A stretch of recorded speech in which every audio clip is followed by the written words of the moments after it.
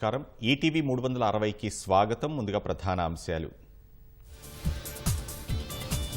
వర్షాలు వరదలతో 10,320 కోట్ల నష్టం. తక్షణ సాయం చేయాలని కేంద్రానికి సీఎం విజ్ఞప్తి. ట్రాఫిక్ క్రమబద్దీకరణలో వాలంటీర్లుగా ట్రాన్స్జెండర్లు. హోంగార్డ్స్ తరహాలో ఉపాధి కల్పించాలన్న రేవంత్ రెడ్డి. సవాళ్ల పర్వంతో రెండో రోజు రాజకీయ రగడ.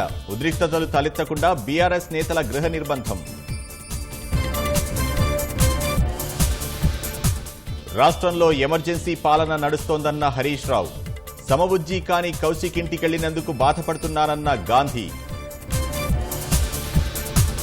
చిత్తూరు జిల్లాలో బస్సు 2 లారీలు ఢీకొని ఘోర ప్రమాదం. 7గురి దుర్మరణం, 30 మందికి గాయాలు.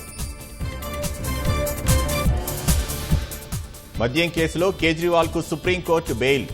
ముఖ్యమంత్రి కార్యాలయానికి వెళ్లొద్దంటూ షరతులు.